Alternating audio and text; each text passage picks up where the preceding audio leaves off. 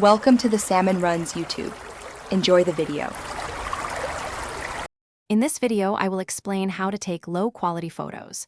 To achieve truly low-quality images, you'll want to intentionally disregard standard photographic practices.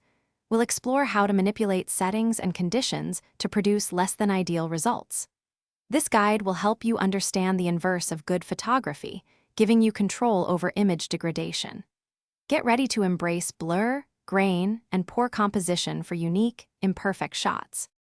For truly low-quality photos, lighting is key. Try shooting in very dim environments without flash or in extremely harsh, direct sunlight to create overexposed areas.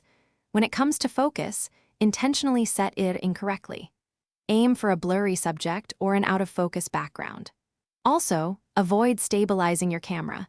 A little camera shake goes a long way in reducing sharpness and clarity. Composition plays a huge role in low-quality photos. Frame your subjects awkwardly, perhaps cutting off heads or limbs, or place them dead center without any thought to the rule of thirds. Ensure there are plenty of distracting elements in the background. Furthermore, always select the lowest resolution setting available on your device. A dirty lens can also introduce smudges and unwanted flares, further degrading image quality. To finalize your low-quality masterpiece, consider post-processing. Before even shooting, use maximum digital zoom to pixelate your subject. When saving, apply heavy compression to reduce file size and introduce artifacts.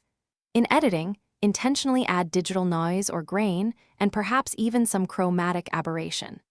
Finally, save your images in a highly compressed format, like a low-quality JPEG, to ensure maximum degradation.